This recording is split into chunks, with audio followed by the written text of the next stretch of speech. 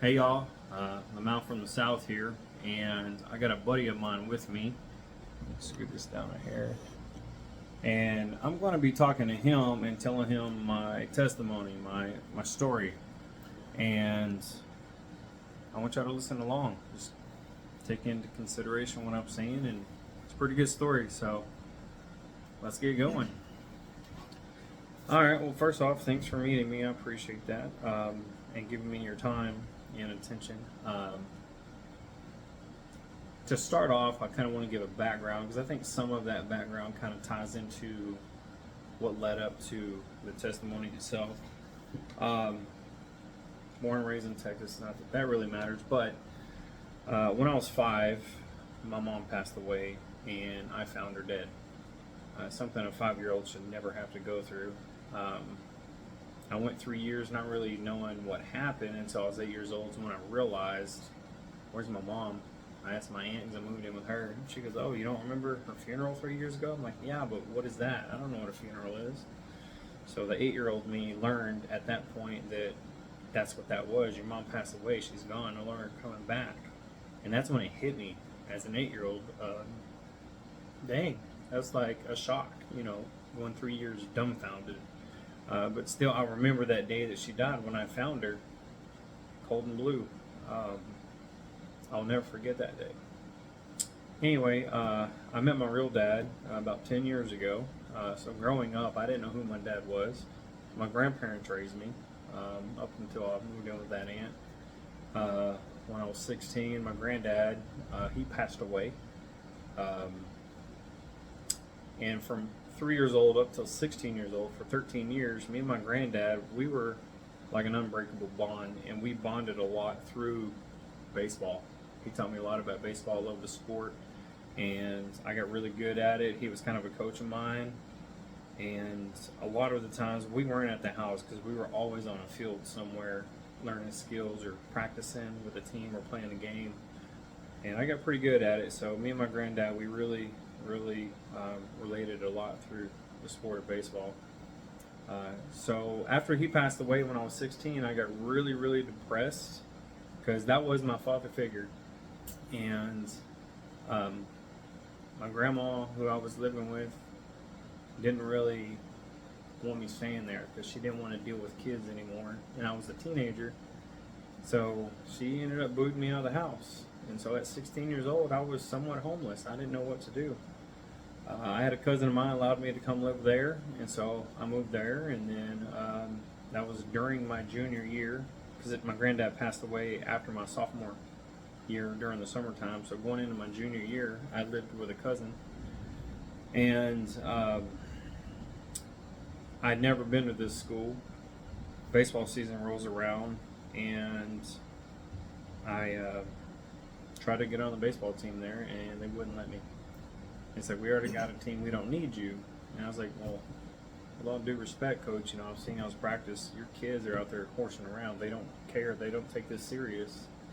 I'm a true hardcore competitive player. I want to be on the team." He's like, "It's not happening." So I felt like the world took my granddad away from me, and now they're taking baseball too.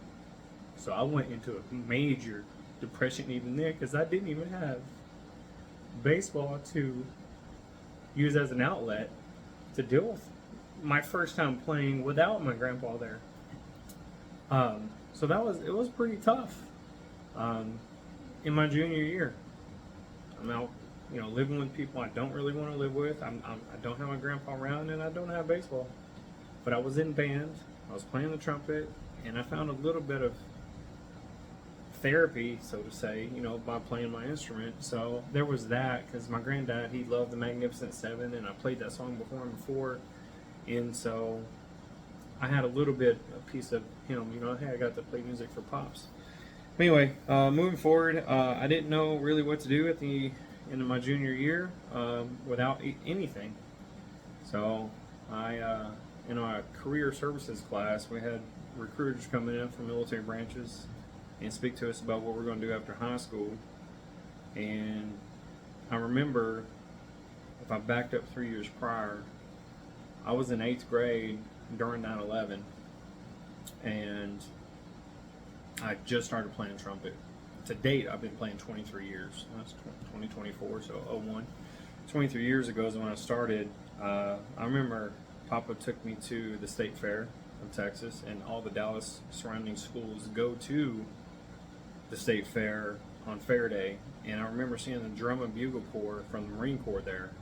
And I told my granddad, I was like, hey, Pops, if baseball don't work out, that's what I want to do right there. Those guys were dressed sharp, they memorized their music, and I just wanted to be them. So anyway, junior year, I go talk to these recruiters of the Marine Corps, and they basically told me I wasn't eligible to join the Corps. I'm like, this is stupid. I want to go. I'm ready to leave today, like right now, because I have nothing else going for me. I need to go now. I need some kind of structure and routine in my life. I need a bigger purpose to serve. So if not, I'm just going to stay depressed forever. That was my mindset, as a lost kid. But he's like, well, are you 18? I'm like, no, I'm 17. He's like, have you graduated high school? I said, no, I just finished my junior year, man. Or like, I was in my junior year. He's like, so you clearly don't have a GED. I said, no. So he's like, well, you're not eligible yet. Come back when one of those things happen. All I had to do was wait 4 months to turn 18, and then I could have joined. But I didn't want to join in my senior year. I wanted to go right then and there. So I talked to the Army, and I was eligible. I signed my papers. I shipped out 4 days later. Came to Fort Benning, Georgia, went and did my basic training. Came back, finished my senior year of high school, and went back after high school to do infantry school. Because my recruiter lied to me, I was not in the Army band. You figured I would have been Army band, right? I was lied to saying, hey, you qualify for infantry or scout. I didn't know what that was. It's like, okay, whatever, just sign me up for infantry, I guess. So just being uneducated on MOSs in the military, I kind of got screwed. But everything happens for a reason, and I'm a firm believer of that now. But that's kind of like a little bit of background what got me into the military and why I did not go pro in baseball, so to say, or anything like that. It was during my senior year when I got saved, when I became a Christian. I don't remember the exact date, but I do know that it was in March of 2006. When I got home from basic training, that cousin that I was living with my junior year kicked me out of the house. So again, here I am, now in the Army, a high school senior, and homeless. I didn't know what to do. I found another cousin to go live with. Went and lived with her. She had a crazy crackhead boyfriend who was using and abusing, not me, but my things when I was not knowing about them. He would take my car in the middle of the night. He would get on my cell phone and call these 1-800 phone dirty sex numbers, running up my bill. And when I found out, I confronted him, and he didn't like that. So he's like, you're not going to talk to me like that in my house. And so we ended up getting a fly and got kicked out. What do I do now? Now here I am, homeless again, as a high school senior. Well, during this time, some of my friends on the baseball team went to this church, Christian Life Center. And that was in Gun Barrel, Texas. Good city name right there, Gun Barrel City, Texas. So I started going to church too, and I met the youth pastor who was about a year older than me, and he had already graduated high school, but he was leading our youth there. And his name was Dre, and I talked to Dre one day about possibly living with him until I left for infantry school. And after discussion with his wife, he allowed me to, so I ended up moving in with my youth pastor as an unbeliever. And during my senior year, I was able to play baseball, so I had that outlet again, and it was kind of tough not really having any support system during my senior year. Papa wasn't there. So it was, in my mind, my final time to play baseball. Because, like, if I don't get a scholarship, I'm done. And I didn't play since 3 years old up to 18 years old for nothing, I thought for sure I'd get a scholarship to go play ball somewhere. So it was really tough. And just before he passed away, my sophomore year, I started switching and batting left-handed. I was a switch hitter. I didn't play junior year, so now in my senior year, it was crazy. I hit my one and only home run batting left-handed because he started the guidance of me, teaching me, coaching me how to hit from the other side of the plate. During that game, March 6th, I do remember that specific date. I should remember my salvation date, but anyway, right after I hit my home run, my best friend at the time, who was on the team, batted right after me, the only other senior. He hits a line drive over the fence. So my home run tied the game. His home run got us the go ahead, which was cool. And we're playing our rivals, so it was pretty neat. Anyway, well, he come in the dugout. We were, chest bumping and all this, having a great celebratory moment. And I started crying. And he's like, "What's wrong, dude? You just hit a home run." And I hit one too. I'm like, "Yeah, but Papa was in here to see it." And his nickname is Woody. And that's when he's like, "Dude, he saw it all right." And I just knew. And then I just hugged him. And it was a good moment. And I know that Papa was there in spirit. I just wish that he could have physically been there to see it. But that was probably one of my favorite moments of high school. And I tie a lot of that into kind of the testimony because it leads into my salvation. Anyway, sometime I believe it was later that month. It was after my home run. I was living with Dre, and Dre had started a church softball team, and we played, I think, on Saturdays or Sunday nights or something. And he told all of his youth guys, "Hey, look, you can play softball on my team, but the requirement is to go to church on Wednesday night for youth group." And I said, okay. I didn't care. I didn't care about Jesus. I didn't care about God. I didn't understand it, and that's why I didn't care for it. I went because I'm a high school senior, and I just wanted to meet girls. Like, that's the God's honest truth. I went to church to mac on chicks. And I did. I was hitting on all the girls up there that I could. But I also listened. When Dre was speaking, I did listen because I was curious. I wanted to learn more about this Jesus guy that I had no clue about. The only thing I knew about him prior to this is that he died on the cross for our sins. But I didn't even really understand what sins really were as an 18-year-old.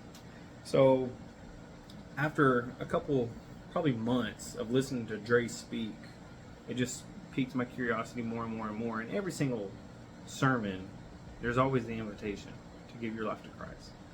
And one night we were driving home from church, and I said, "Dre, I think I'm done with the girl stuff, the sinning. I think I'm ready."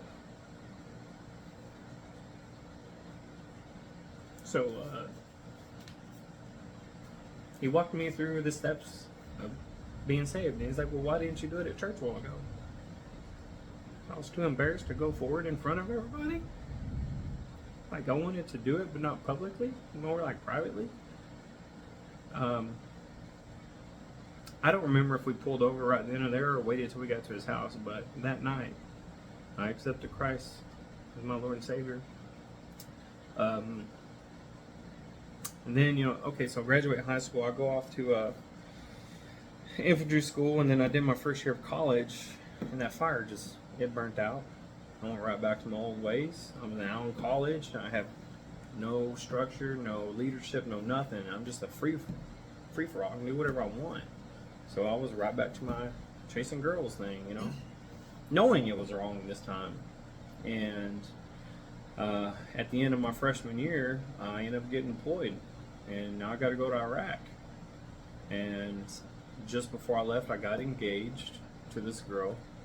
And then while I was deployed, I was so depressed. I had a lot of combat stress, and I took it out on her, so she broke up with me right before Christmas. I came home during my leave, and she ended up getting with one of my really good friends, and so I told both of them they can, kick rocks. I'm done with both of you. I don't never see y'all again. And that hurt. At the time, the love of my life, getting with one of my best friends, that hurts. and she was like my first like real true love, and that was literally heartbreaking. I don't. At that point, I did not care to come home from Iraq alive. I was so depressed because I felt like I know I'm fighting for our freedom, but I feel like I'm fighting for nothing. Like, what's there to go home to? To be depressed more? I didn't care. But when I was home on my leave in February of 2008, I took a motorcycle rider's course. I've always wanted to learn how to ride motorcycles and never knew how. So I took a course because some of my Army buddies that rode bikes said, oh, it's easy. You can just take a course, learn how to ride, and then go get your bike and ride. So when I came home on leave, all that stuff I was dealing with, that was going to be my outlet. So I took a rider's course, I bought a bike, and I went riding. And I tell you what, throttle therapy was fun. It made me just forget about the world, and I just got behind, the handlebars and just feeling the wind. I was like, dude, now this is enjoyable. So I use that almost as a way to have something to live for.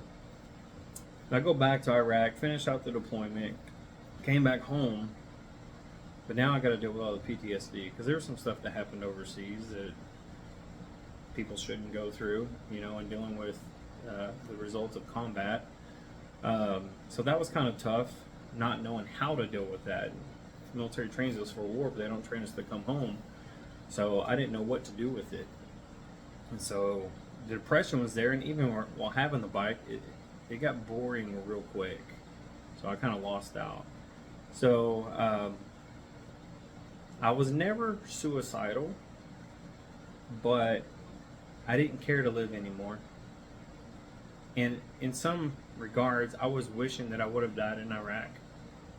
I was like, at least I died for a purpose, So what I started doing was driving very aggressively and very recklessly on the bike. And I went as fast as I could safely everywhere that I went. I got ticket after ticket after ticket. I've been pulled over so many times. I lost my license. I still drive. I didn't care. If I wasn't locked up in jail, I was riding as fast as I could because that was my only outlet. I refused to turn to drugs or drinking. I would not do that. I wanted to stay healthy. I turned to bad foods, for comfort foods, but I didn't try to do anything to numb it. I think in a way I kind of spiced it up with the adrenaline. So I was just acting a fool. And I got some real bad advice from my uncle and with the depression. And he says, screw everything that walks. And so there I was again, right back to my old ways. Didn't care about God. Didn't care about, the appreciation of what Christ did on the cross for us. I'm doing my own thing because I don't know how to handle any of it.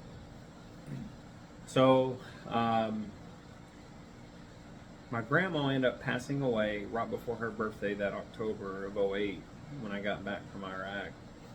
And in a way, I feel like that's my last living parent. Now there's literally no reason to live. I was not suicidal though. I refused to take myself out. I never had the balls for that. I got a lot of balls, but not for that. Single, losing your ex-fiance and all that. It was hard.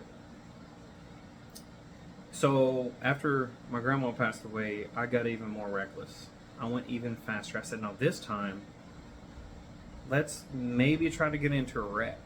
Because if I die in a wreck, it'll look like an accident. And it's not, a suicide. It'll look like just an accident, down on a bike wreck, And so, flying 130, 140, 150, and last second, I'd be like leaning my shoulder in to the back of an 18-wheeler on the corner. And the last second, I'd pull up because I get too chicken. It's like playing chicken, but going the same direction. But if I'm doing double the speed limit of what these guys are going, that's like going 0 to 70 and smacking into a brick wall, right? And it's happened multiple times. I'm grazing like the edge of the trucks as I'm flying by them. I was like, because if I hit and I fly off and I die, coils are just a wreck, right? but I never had the balls to actually make hard contact with the trucks. And then, if you fast forward a little bit, after my grandma passed away, I met this girl, ended up being a one night stand, and I was homeless once again. I didn't really have nowhere to stay. I was just staying on friends' couches here and there. Well, I met this girl, and she ended up pregnant. And I didn't know it was going to happen. It hadn't happened before with the other plenty of girls. So I didn't think much of it.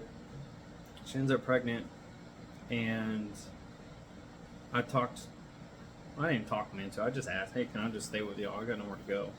And because I served, and they were, pro-military, they allowed me to live with them.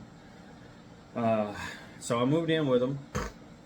And then shortly after staying with this girl that I'm not really dating, I'm just living with her, and we're doing our thing, we found out that she was pregnant. Like, right away we didn't. It was about 6, 7, 8 weeks later we found out. I was like, oh crap, well, I'm definitely staying here now because I got a kid coming into the world, and growing up without a dad, I said I always promised my kids that I would give them what I never had, and that's a dad. So now my mindset changes. I have a purpose to live now. I need to quit being reckless and stupid. I'm going to start driving better on my bike. And I did. I actually cleaned up my driving habits. Because I was like, I got to be cautious and careful now. Because I can't give my kids a dad if I'm not here. So I cleaned up, which was kind of the turning point. But keep in mind, we weren't married. This is premarital sex. There was a baby on the way. And we weren't even dating. We were just sleeping in the same bed, but not with each other, so to say. We did fight and argue all the time. We were at each other's throat a lot, but I had to be cautious because she's pregnant and I don't want to do anything to cause strain or stress on the baby, so I was like, bit my tongue a lot. But I found this other girl that I liked, so I started dating her. Like, actually was in a relationship with another girl at another city. And she knew that I was living with a girl that got pregnant, but she didn't care because she got what she wanted out of me, and I loved what I got out of her. So that part of the situation is just horrible. It is wrong. I shouldn't have done it, but that is the reality because that leads into the testimonial part of the things. That current status was sleeping in a bed next to a girl that I got pregnant while we weren't married, but dating and screwing this other girl. It was just a bad situation.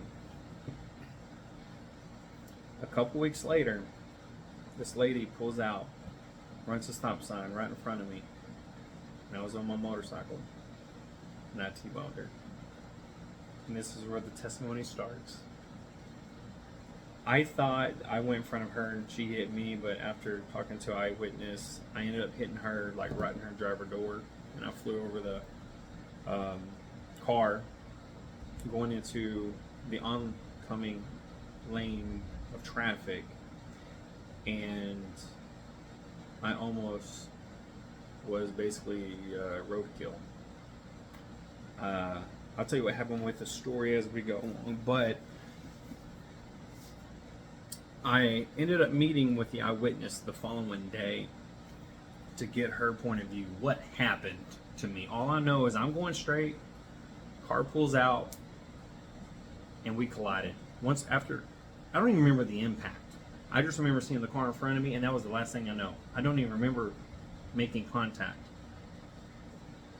But what I was told is that I hit her, flew over the car. These two trucks just passed. I flew right over their beds. If it was 1 second sooner, I would have been in their grills. Probably hit the ground and they would have ran over me. Straight up would have died. This was on a Sunday, February 22nd, 2009. And with me being back from Iraq, knowing I'm sinning, I went back to my old hometown where I graduated high school from, where I got saved at. I liked going back to visit, but also going back to my roots, so to say. And I went to church that morning because people need to go to church to get better, to get healed. You don't go there when you're healthy, but you look at church kind of like a hospital. You don't get healthy and then go to a hospital. You go to a hospital to get healthy, right? And so I knew I was living wrong. I knew I was sinning.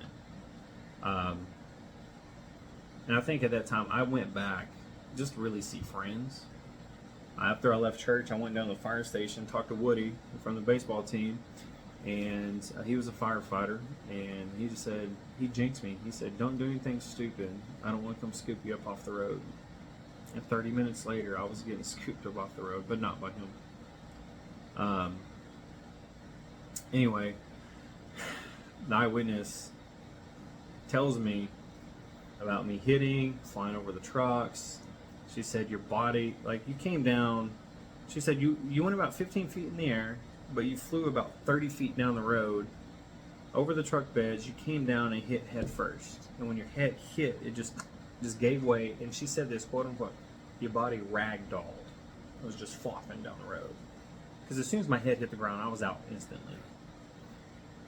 The bike slides in behind me. Anyway, she said they pulled over, stopped, and luckily enough, the cars that were behind those trucks saw it happen and was able to stop and not run me over.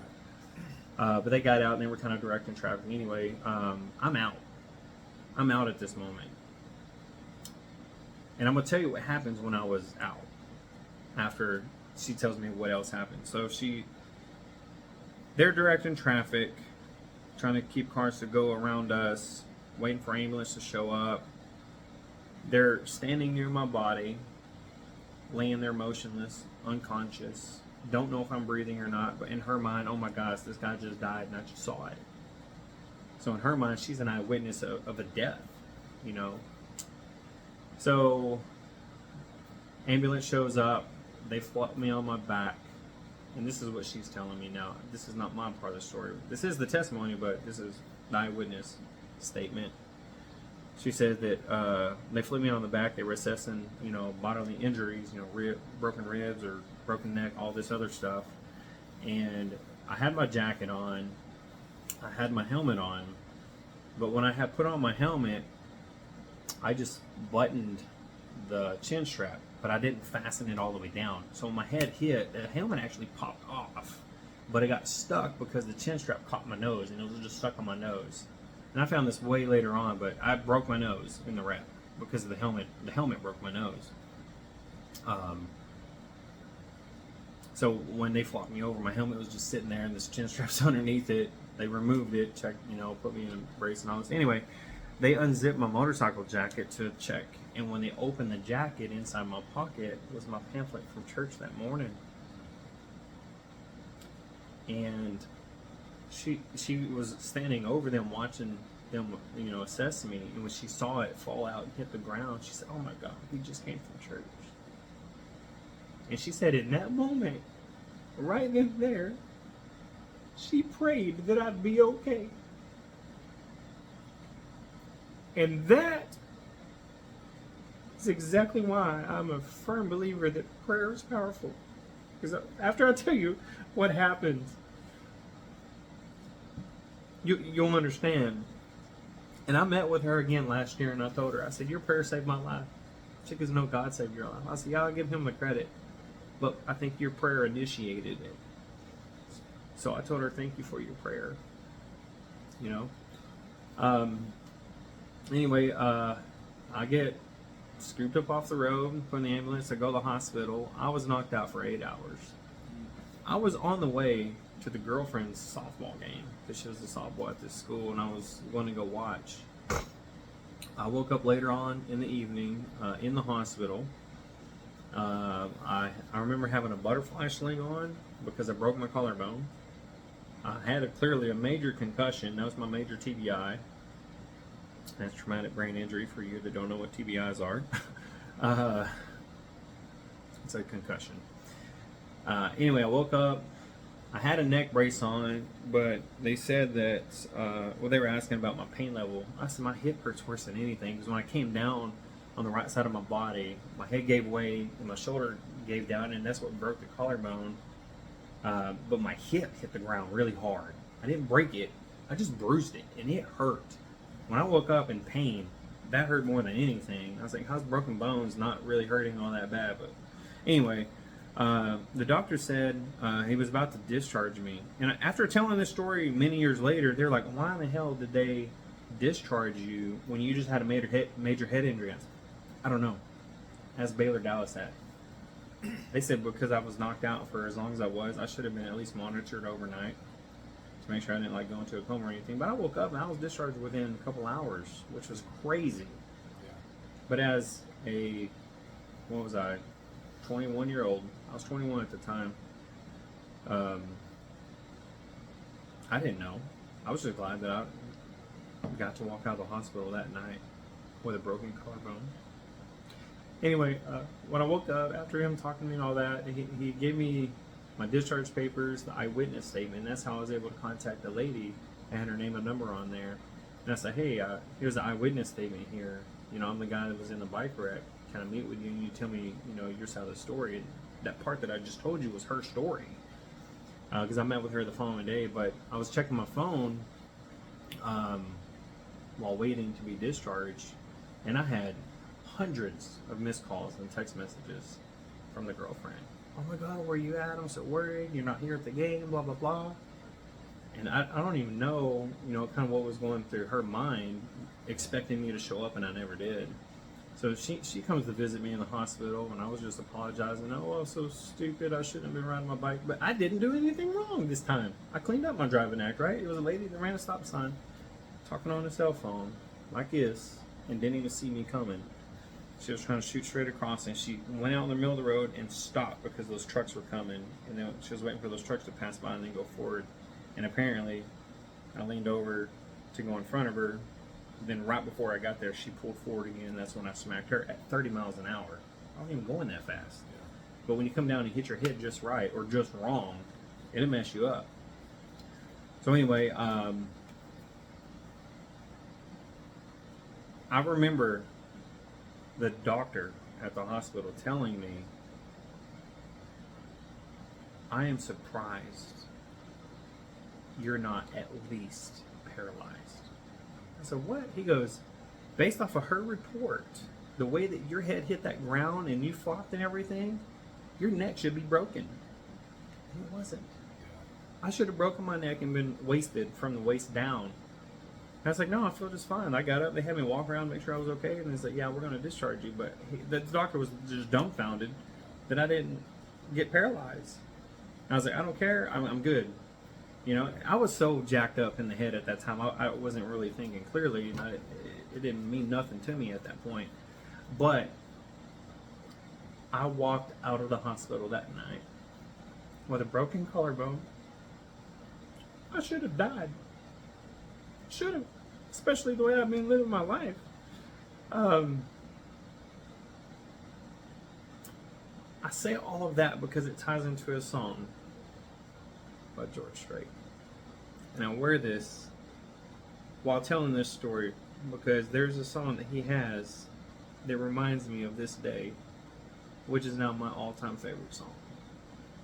And I absolutely love it, and it's a reminder of why I'm still here. I'm not going to tell you the name of it yet, but I will tell you there's some lyrics throughout the song, and I'm going to give you some of the details. Some of the details may be a little off, but they're similar. We just found out that the girl I was with was pregnant. This was 6 weeks later after finding out. So 6 weeks later, we both know in our minds we have a baby coming into this world soon.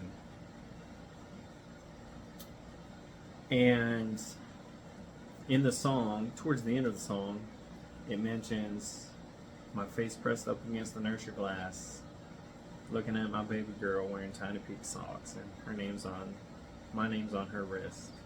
She has my nose in her mama's eyes. My brand new baby girl is a miracle, you know. That's the end of the song. So, but we have to. This was February during the wrecks, but we have to fast forward. My daughter was born in September, so 7 months later, my daughter was born. So that part fulfills the full song. Prior to that, everything happened the day of and the day after.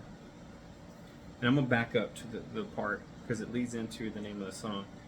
That on February 23rd, when I met with the eyewitness the day after the wreck, she looked at me like a ghost, like I was a ghost. Her jaw like hit the ground, and she could not believe that I was standing there in the flesh, right in front of her, and she was just blown away. When I called her that night to ask if we can meet the next day, she was like, "Oh my gosh, I thought you died. I can't believe, you're talking." And I said, "Yeah, well, I want to meet with you. Tell me what you saw, So she walks me through the story or whatever.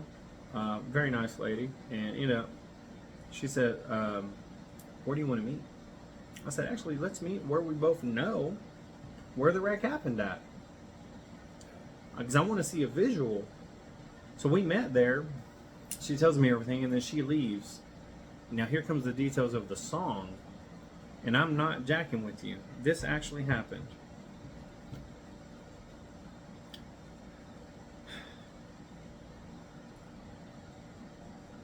Let's go to the stairway first, and then I'll kind of go back into the song. Well, it's all tied to the song. She says you hit your head, you ragdolled, you slid into a curve, your bike comes sliding in behind you, come to a stop, blah, blah, blah. This part, in my mind, and I don't believe it was a dream, I 1000% believe this part happened, that I actually died right then and there, in that moment. But what I'm about to tell you happened that fast. And I know that like the soul or the ghost of my body came out of my physical body.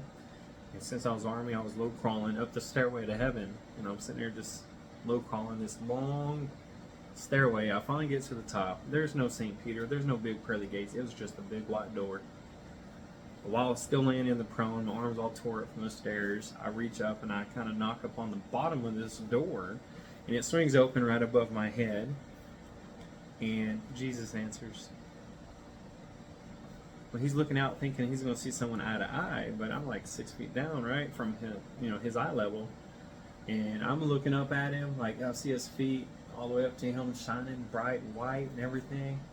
And I was just like, I'm home, And he didn't see me, so I reach up and I tap him on his foot. And I said, "Hey, I'm down here."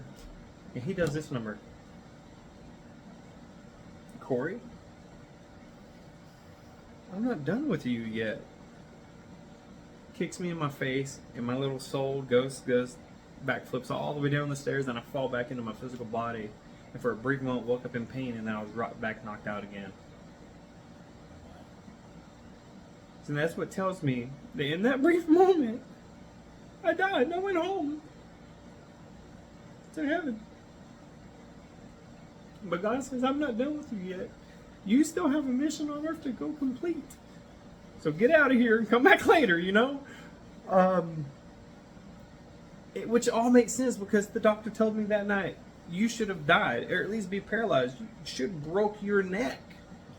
And you didn't. I walked out of the hospital that night. Went back to the crash site the very next day. So, after the lady leaves, I'm trying to take all this in now that I have a full picture of what happened to me. I get on the sidewalk and I'm walking back down to the parking lot where I parked my truck. And I parked in a very small shopping center. I think it was only 3 stores. And the crazy thing was, the reason I was on that road is because when I was riding my bike and I went down that road, it's because my gas light came on and there was a Walmart right there with a gas station. I was going to that gas station to get some more gas to make it to the softball game. I wrecked 100 yards from the gas pumps. I was that close to being at my destination. And it killed me. So I parked on the backside of that gas station. I do remember there being a Subway at that time. I don't know if that Subway's still there or not today, but it was a Subway and like 2 other stores, like a phone store or something. Anyway, I get on the sidewalk and I'm just like looking at where I was hit, where the bike landed, where I landed, and I'm just like taking it all in. Just like, wow. Now I have a visual of what happened. So I start to walk down this sidewalk, reminiscing, thinking, and looking down, I saw some weeds growing through the cracks of the sidewalk. In the song, it mentioned there was a flower growing in the middle of the sidewalk, planted like it was planted there for me to see it, like for no one else but for me only. Well, I noticed it. It was a weeds growing in the cracks. Didn't think much of it, but I do remember seeing the weeds as I'm walking, and just sitting there kind of thinking to myself, like, God, I don't deserve this. You should just let me die. I've been sinning. My living situation, kid on the way, not married. I don't deserve this. But I appreciate the living daylights out of it. Like, I'm so grateful that I did not die. Or maybe I died where it gave me another chance to live my life. As I'm almost at my truck, I look up, and coming out of one of those stores was a couple. They came out, they were holding hands, and they were walking to their vehicle. And they were facing towards me before they turned to walk away. And it was funny because in the song it mentions there was a couple walking by and they were holding hands. He couldn't help but notice she was starting to show, like she had a glow about her, and her belly was showing. Clearly she's pregnant, so she's gonna have a baby too. And I was like, I noticed that, didn't think much of it though. I'm just trying to think of everything that's going on around here, and I remember that vividly. I get in my truck, I cranked it on, I turned the radio all the way off, because I'm just sitting there trying to just pray now, and just be like, God, thank you so much for this. Like, I don't deserve it, but I appreciate my second chance. Like, you're giving me another shot at this, and I'm so sorry I've been screwing up. I took it as a wake-up call. Like, God reached down and just slapped me. He said, wake up, son. It's time to pay attention here. Focus, and I wasn't. So, after my prayers, I kind of looked up in the sky, just looking in the clouds, and Little George has another song, the Clear Blue Sky, or Blue Clear Sky. And I was just like looking up in the clouds, towards God, and thinking, I know you're up there, like, thank you so much. But I also was blue and white. But in the song you mentioned, I was meditating in the sky, looking at shades of red and ambers. I was like, okay. And the coolest part happens when I'm ready to leave. I turn the radio on, and my song came on. And with my song then, it is now. And it's by George Strait. And it started at the very beginning. It starts how the song kind of ends. It starts in a current situation, does some backflashing, and then back to the ending again. But he's talking about being in a labor and delivery room, having to be by her side while she's going through contractions. He needs a break, so he goes to a coffee shop. I actually did not go to a coffee shop though.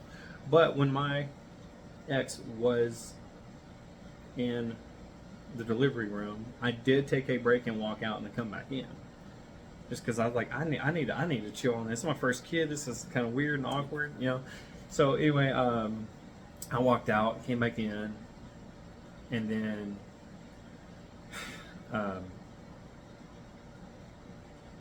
she ends up having the baby, and then of course they clean her all up and put her in the nursery and all that. But then the rest of the song kind of happens. The next part of the song mentions the flashing lights, the honking horns. There's flashing lights from the ambulance when I wrecked. People were honking because they're in a hurry to get around the wreck traffic. That part happened. Everything that's mentioned in this song happened. And the name of that song that I turned on is from George Strait, and it's called I Saw God Today. When I wrecked, I went to heaven and I saw him. He kicked me in the face, and I'm not done with you yet. But none of this came to fruition until my daughter was born, and then it dawned on me when I heard the song again after my daughter's birth. That song that I heard after the wreck, everything that happened in that song happened to me. And that's why it's my favorite song. I love it to death, and every time I hear it, it reminds me of the day that I didn't just wreck. I call it my live day. You know, as being military guys, you don't die overseas. You were blown up. You survived it. You lived through it. That's your day that you were alive.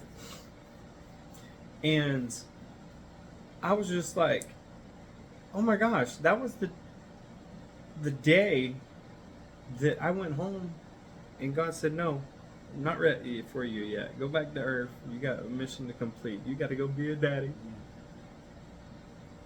And in that moment, I feel like, wow, he's giving me a second chance to get this right. And I really need to be appreciative of it, which I was. And I tried not to take it for granted. But after a few months of healing up from the injuries and stuff, with the broken collarbone and everything, I ended up slipping back into my old ways. I ended up breaking up with the girl, the softball girl, and stayed committed to home, you know, with my daughter and trying to be a dad. I didn't know what to do, but now I'm dealing with PTSD from a motorcycle wreck.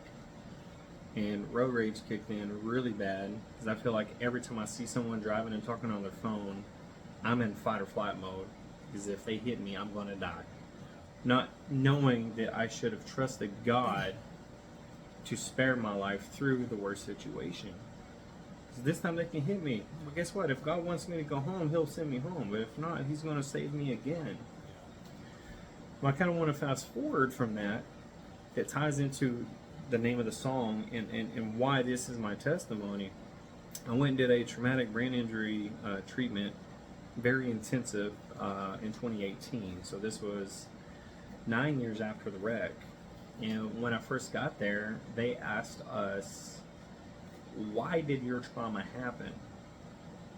And now, 9 years later, still not really living a godly life, I answered with a secular answer. Oh, it's because the lady was talking on her phone and she, you know, we wrecked. Yeah. After going through a lot of intensive therapies on this specific situation, they asked us the same question 3 weeks later before discharge.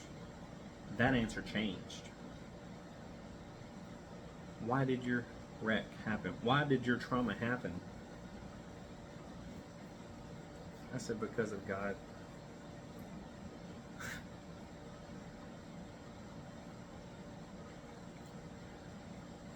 God was using me as a character in His story to show His power and glory. And it just goes to show you that He can take anybody in any situation, no matter how great it is or how jacked up it is, He can use you. And although I was intentionally sinning and went through a major wreck, I walked out of the hospital that night with just a broken collarbone. I should be in a wheelchair at least. And I'm so grateful that I'm not.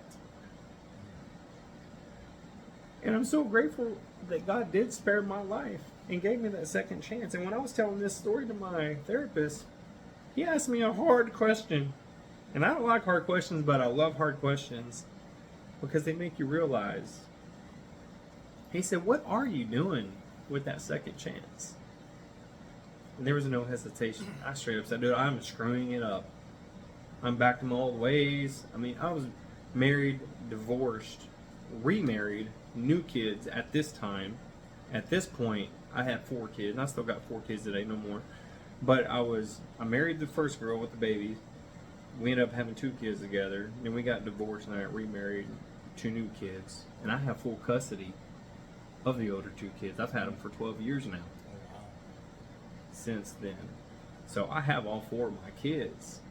And when this therapist asked me, you know, what are you doing? You know, I was like, man, I'm throwing it away. I was like running around macking with girls or whatever, but I wasn't living a godly life. And now I have 4 kids I'm trying to guide, you know, and I got to be the leader of the household, be that father figure, give them what I never had. That's a dad. And I'm glad he asked this question. I hated it because it called me out of my own crap. I felt super guilty, but I'm glad he asked it because it helped me change my ways to glorify God and to lead my kids and to show my family what it is to live a life for Christ. And it was a reminder. God saying, I'm not done with you yet. It's like him telling me, hey, I gave you another chance. Don't screw it up. But that question told me that I've been screwing it up. Because I answered that. I've been screwing it up. That's what I've been doing. So what are you going to do with your second chance? I'm going to fix it. You know, I always put God last. I always put him last in my life. Never went to him. Pride. Pride is a big thing us men go through. We don't need help. Turn to God last when I hit rock bottom because I don't need him. I got this. I can do it on my own. But this year things changed. When I completely and fully surrendered my life to him and said, look, God, I'm done putting you last. You're first now in everything. I want to do whatever I can to glorify you and put you first and just see if that works. Because clearly my way doesn't. And it hasn't for a long time. And this year I started tithing to church. I've never done that before. And within 3 months, all of my credit card debt was paid off. And I'm not saying I did this to have that happen, but when God says go, and you go, then he'll show up. He doesn't show up and then you react. You know, you got to take the first step. And I started doing that, and he fixed my finances. You know, and I had such more of a peace. And like living with God now, a lot of the PTSD, the anger issues I've had has, I won't say completely, but drastically subsided a lot. You know, I feel a lot more calm. I feel a lot more at peace, a whole lot more grateful. And it's all a reminder because he put me in that situation and then pulled me through it to show me, hey, this is me and all my power and my might. Let me show you how I work. But now it's your turn to do some work for me. You know, and now I'm living a life where I am intentionally trying to live a life for Christ and to put him first and to just love others and love myself and be the example that he's called me to be by using this story. You know, so I don't know your story, but if you've had jacked up situations and you come to Christ, he can put you through it too. He can turn your life around just like you did mine, you know. And I absolutely love that. I am so grateful for it. And I can't believe that I was guilty and ashamed the way I was living my life right after the wreck. And then fell right back to my old ways. Like, oh, cool, thanks, bud, but whatever, I'm going to keep doing my own thing. It's taken me quite some time, maybe because of the head injury. But I mean, consciously, I still knew. I just still chose not to live that life. But now I'm at the point, and we're in 24, so this is 13 years later. Now I'm finally at that point. So I guess it's better late than never. Even if it takes 13 years for you to pull your head out of your butt, start thinking more clearly and living for God, that your life will get better, you know. And, you know, he's put me here currently at this TBI training facility to help me with the issues, the physical, invisible issues, to help my brain become better so I can be that example to others and to live for him and to show others that life don't have to be that bad. You can trust in him, put your faith into him, and he will help you through so many situations. And I've already seen just a taste of it, and it's like there's so much more to even come that I don't even know. Because he says, you know, in the Bible says, I know the plans I have for you. I don't. I may never know them. I just take it one step at a time and do what he tells me to do as I live life, you know, and that's what I'm doing. You know, he sent me here to get healed and trained, and that's why I'm here. Is I'm focused on my training and getting healed up, and then waiting for the next step when I get home to go study him. Because earlier this year in a prayer, he spoke to me saying, look, study me.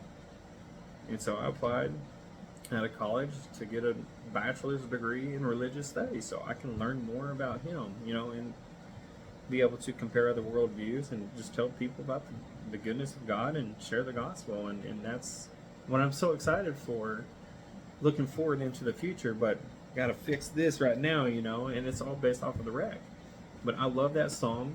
If you haven't heard that song, I would love for you to listen to that song. And that is my all-time favorite song. And the coolest thing about this whole thing, before the wreck, I saw George Strait, and he did sing that song. I saw him at the Cowboy Stadium in 2008 before they even opened up for football, because that stadium was still being under construction. I saw him again, I think, in 2017 or 18, somewhere in there, which was years after the wreck. And I heard that song again live. Now it meant something to me. And of course, I cried through that song because it reminded me why I'm still here. But the coolest thing happened 3 weeks ago. Maybe Father's Day. The day before Father's Day, 3 weeks ago. I got to go see George again. But this time, my whole family was with me. And when that song came on, guess who was by my side? My daughter. And we got to hear that song together, live. And that was so cool. It was such an awesome moment. Because if he did not spare my life, that moment would have never happened. And that'll be a memory I will never forget for the rest of my life. And I don't think that my daughter will either. You know, and she was just like taking it in, just living it for the moment, you know, and it was so cool, you know. But I think, you know, with God giving me this second chance, He's helping me fulfill the promise to give my kids what I never had, and that was a dad. And I'm here. And for a long time, mentally, I was physically there, but emotionally checked out. But I've been able to come around and get more involved. And I am super highly involved in my kids' lives. At home, I volunteer for a lot of things that they're active in, you know, such as band. My daughter's in band, plays trumpet like daddy. My boys are in baseball, and I coach them in baseball. And so that's cool because I have that reminiscing times with my granddad, you know, and that's pretty neat. I volunteer at the schools. I help. I'm involved because that second chance that I was given, I have been screwing it up. After reframing my mindset, I am highly involved in their lives now, and I'm so grateful to God to give me that chance. And I'm grateful for that therapist for asking the hard questions, because the hard questions made me realize I've been screwing up, even after being given a second chance. And that's why there's another song related to this. Not that it has any relation lyrically outside of the title of the song. It's called Second Chance by Shinedown. You know, sometimes goodbye is a second chance. Well, if I died and I was going away, bye-bye, going to heaven, that's my second chance to come back and do right. So I love that song. It's completely different lyrically outside of that, but I love that song too because that kind of ties into, but I saw God today means a whole lot more because everything that happened in that song happened to me, you know. So anyway, I know that was a long story, but that's my testimony, who I used to be. Yeah, and I am just so grateful to still be here. I am, yeah, it's just grateful is how I sum it up, you know. And I was jacked up, man. I was living a crappy life, and God used me, put me through a wake-up call to get my attention. And even though I'm still stubborn after that, I've had to learn the hard way, but here I am again, basically kind of like a third chance in a way. But I like the song Second Chance, so I'll just leave it at Second Chance. But 13 years later, after being stubborn, I've kind of came around too, you know. So even though the bad stuff happened, 13 years later, I finally pulled my head out, and now I'm doing the right thing. And I'm living for God, for my kids, being there as a family man. God, family, country, man, that's me, in and out. And I actually mean it this time. You know, I read the Bible every day. Every morning I wake up to the Bible. I go to bed to the Bible every day. You know, I'd like to be able to memorize more scriptures and stuff, but my favorite one is Matthew 19:26. With God, all things are possible. You know, and I know if I have Him in my life, all things are possible. The memory will come around because I'm having Him involved, you know, as well as everything else. So if you're jacked up, turn to God. He'll fix you. He'll help you get straight and get right, you know. So, I appreciate you sharing that. yeah, you're welcome, man. I appreciate your time, and thanks for listening to it. I kind of heal through it every time I tell it, you know. But I don't have the emotions anymore. My therapist said to let them out, embrace them. You know, it's just healing. It's good and it's healing on its own. So when it's time to cry, I'm gonna cry. I don't care, you know. So if you make fun of me, why? There's no point, you know. I heal through that. So tears are good for me, you know.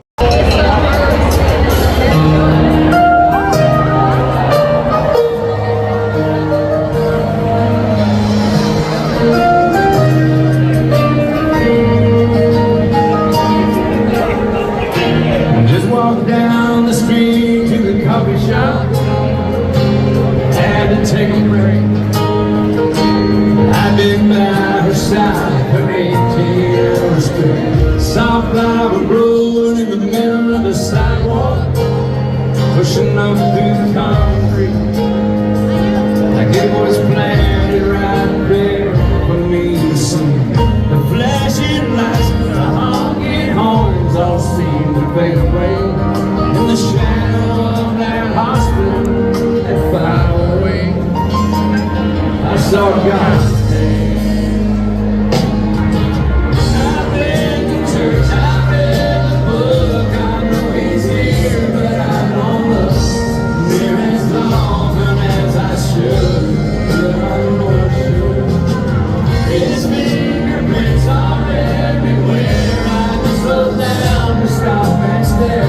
Open my eyes and man, I swear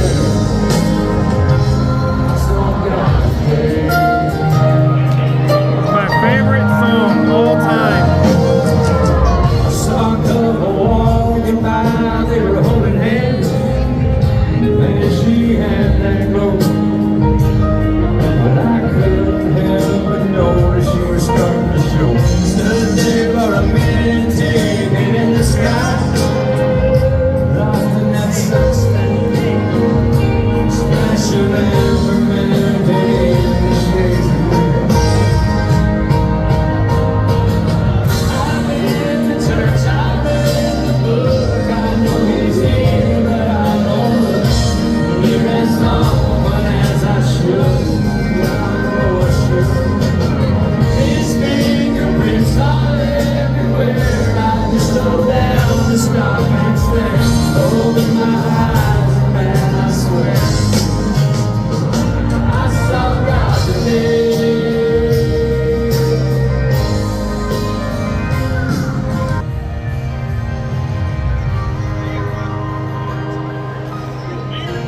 Got my face dressed up against a nursery glass. She's sleeping like a rock. My name on her wrist, wearing tiny pink socks. She's got my nose, she's got her mama's eyes. My brand new baby girl, she's a miracle. I saw God.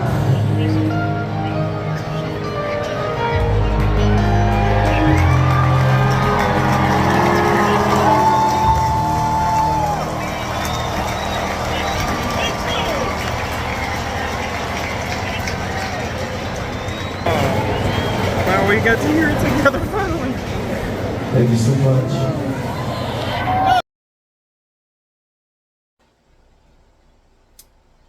Well, there you have it. And if you're still watching this, I do greatly appreciate it. I hope you got all the way through it. I hope you learned a little bit more about me, but maybe some other just lessons in life itself. And maybe if you're not a believer, give God a shot. Try Him out. It won't hurt nothing. If you're already a believer, you made the right choice. God is good all the time and all the time. God is good. I'm just so grateful for my second chance. And I will always be reminded of that with that song. So, thanks again. I appreciate you guys watching. Y'all take care. Have a good one. Peace.